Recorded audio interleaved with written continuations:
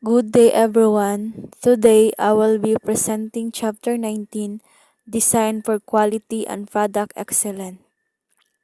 This chapter, we will explore how business and organization can create product that not only meet customer needs but also maintain high standard of quality throughout their life cycle. We will look into key concepts such as quality design principles, method for achieving product excellence, and strategy that ensure customer satisfaction. Understanding design for quality is essential because it helps reduce the defect, improve efficiency, and build a strong reputation in the market. By the end of discussion, we will see how applying these principles can make product more reliable, durable, and competitive. Introduction. Companies today face incredible pressure to continually improve the quality of their products while simultaneously reduce costs to meet ever-increasing legal and environment requirements and launch new products faster to meet changing customer needs and remain competitive. Dari ano ang kuan ko no, ang kumpanya ko no kay karon gikinahanglan nga mopadayon nga mag-improve ang kalidad sa ilang product samtang ginapaubos ang gasto. So kinahanglan pud nila mosunod sa balaod sa environmental rules ug mag-launch og bag-ong mga product nga dali ra siya nga kinahanglan sa customers nga makakompetensya sa merkado. For example no, kanang usa ka cellphones sa company. So mag-develop na sila og bag-ong mga smartphone nga mas barato pero mas kusog og quality nga mas lig-on. So ang company sa cellphone so mag-develop na sila og mga bag-ong mga phone no. So mao na si product development sa kadaghang company naay structures nga sa pag-process sa paghimo sa product. So mao ni ang 6 kabuok. Number 1, idea generation. Mao ni siya ang paghimo sa product og ideya sa product, no? Number 2, mao ni siya ang preliminary concept development. So mao ni siya ang initial sa plano sa product kung unsay dagan sa plano ani nga product. Number 3, product process development. So kani siya is mao ni ang pag-develop sa design o pag-process sa paghimo. Gibali step by steps na siya step by step nga process. This number 4, full sales product. Siya mao ni siya ang dakong manufacture nga didto nimo gihimo ang imuhang product no.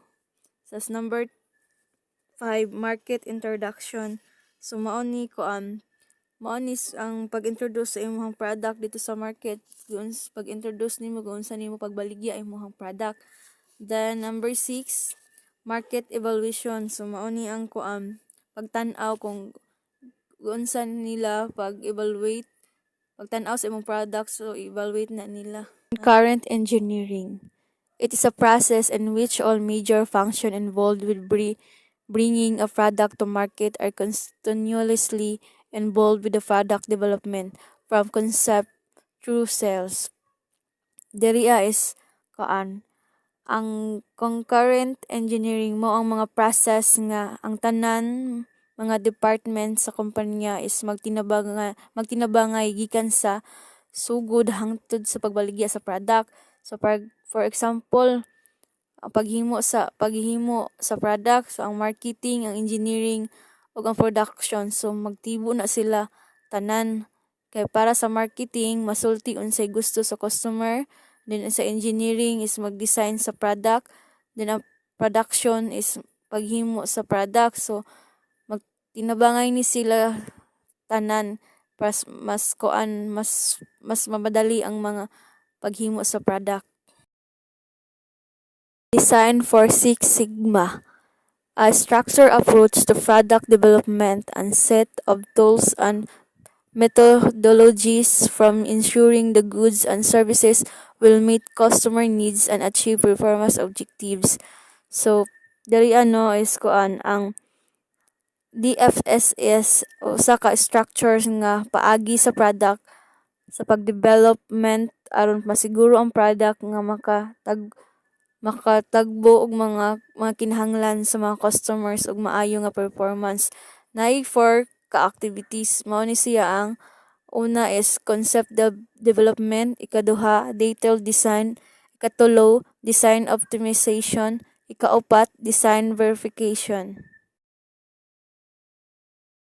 Concept development is the process of applying scientific engineering and business knowledge to produce basic function design that meets both customer needs and manufacturing or services delivery requirements.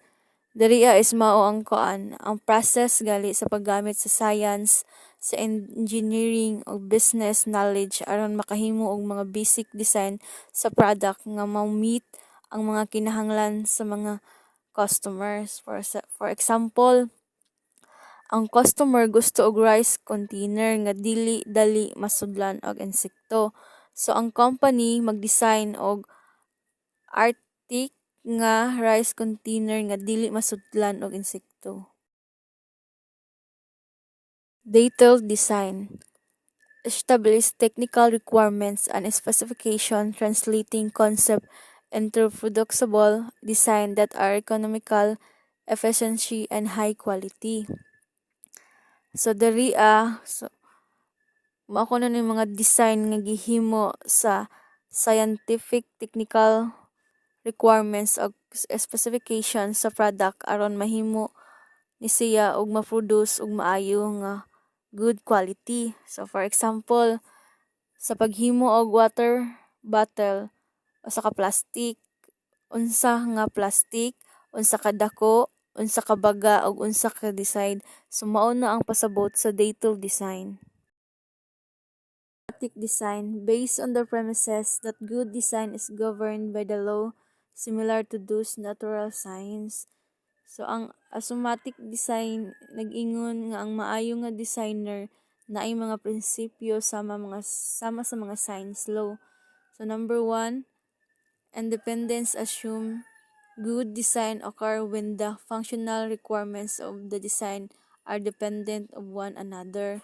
So ang kuan ko no, ang independence assume ang matag function ani sa design kinahanglan independent. So for example, sa cellphone, battery function man jud na siya. Sa camera function man jud nga dili dapat ma-interfere sa kuan uban no nga mga kinahanglan nga independent siya. Tapos number 2, information assume good design corresponds to minimum complexity. So diri is kuan ko no, ang maayo nga design simple lang nga dili komplikado nga dali lang gali siya mag-gets. So for example, mas maayo ang sample nga mga remote control kaysa sa remote nga daghan kaayog mga buttons kay maglisod man ka di man dayon nimo siya kuan dayon nga na dayon na siya. Quality function deployment, a powerful tool of establishing technical design requirements that meet customer needs and deploy them in subsequent production activity.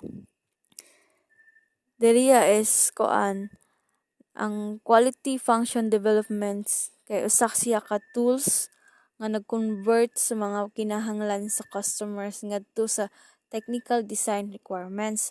So for example, customer wants, di ba? Ang gusto sa mga customer is lig-on, nindot nga mga products. So then ang technical requirements, so baga siya nga gikan sa bakal, gikan sa mga tela nga mga gigamit nga mga product. So mao na ang quality function deployment. Good morning, sir. Ako na itong second reporter sa chapter 19. This is my report. Design for reliability. Reliability, the ability of a product to perform as expected over time. It is one of the principal dimensions of quality. This definition has four important elements. First, probability, posibilidad na gumagana ng maayos ang produkto. Second, time, gaano ito katagal gagana. Third, performance, kung maayos ba ang function o may sira.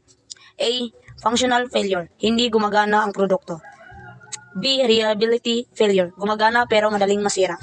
4. Operating condition, condition ng paggamit. Example, ang electric fan na kayang gumana ng maraming taon kahit ginagamit araw-araw. Design optimization. Robust design refers to designing goods and services that are insensitive to variation in manufacturing processes and when customer use them. Design optimization. Ang kahulugan nito, pagpapabuti ng disenyo ng produkto upang maging mas mahusay, matibay at epektibo. Robust design. Disenyo na hindi madaling maapektuhan kahit may pagbabago sa paggawa o paggamit. Example, isang plastic bottle na hindi madaling mabasag kahit mahulog. Design failure mode and effects analysis. One tools for proactively addressing product risks is design failure mode and effects analysis. Ang kahulugan nito ay isang paraan para mahanap ang posibleng problema sa produkto bago pa ito gawin o ibenta. DFME usually consists of specifying the following information. A. Failure modes. B. Effects of the failure on the customer. C. Severity, likelihood of occurrence and detections rating. D. Potential cause of failure. E. Corrections, action, or controls. Example, sa paggawa ng rice cooker, sinusuri kung pwedeng mag-overheat at maglalagay ng safety switch. Design reviews. The purpose of this design review is to stimulate discussions, reach questions, and generate new ideas and solutions to help designers anticipate problems before they occur. Ang kahulugan nito, pagpupulong ng mga designer at ibang team upang pag-uusapan ang disenyo at maiwasan ang problema bago gawin ang produkto. 3 major stage of design review. Preliminary review. Align marketing, engineering, manufacturing, and management on customer needs. Intermediate review to examine details, identify issues, and propose fix. Final review to check materials, drawings, and details to avoid costly changes after production begins. Design and environmental responsibility. Design for environment is the explicit consideration of environmental concern during the design of products and processes and includes just practice as designing for recyclability and disassembly. Ang kahulugan nito, pagdidisenyo ng product na hindi nakakasira sa kalikasan. Example, mga recyclable packaging o butin na pwedeng gamitin muli. Design for excellence. Design for excellence is a emerging concept that include many design-related initiatives just as concurrent engineering, design for manufacturability, design for assembly, design for environment, and other design for approaches. Ang kahulugan nito, ang produkto na isinalang-alang ang quality, paggawa, assembly, at environment upang maging pinakamahusay ang produkto. Example, isang laptop na madaling i-assemble, matibay at energy efficient. Design verification. The final phase of DFSS is verification of product and process designs. Sometimes verifications is required by government, regulation, or legal concern. Ang kahulugan nito, ang final checking kung tama at gumagana ang disenyo ng produkto bago ito ibenta. Example, pagsubok sa helmet kung matibay ito sa impact bago ibenta. Design for manufacturability. Design for manufacturability is the process of designing a product for efficient production and the highest level of quality. Ang kahulugan nito ay pagdidisenyo ng produkto upang madali at mabilis itong magawa sa factory habang mataas pa rin ang kalidad. Example, isang ballpen na simple ang parts kaya madaling gawin ng maramihan.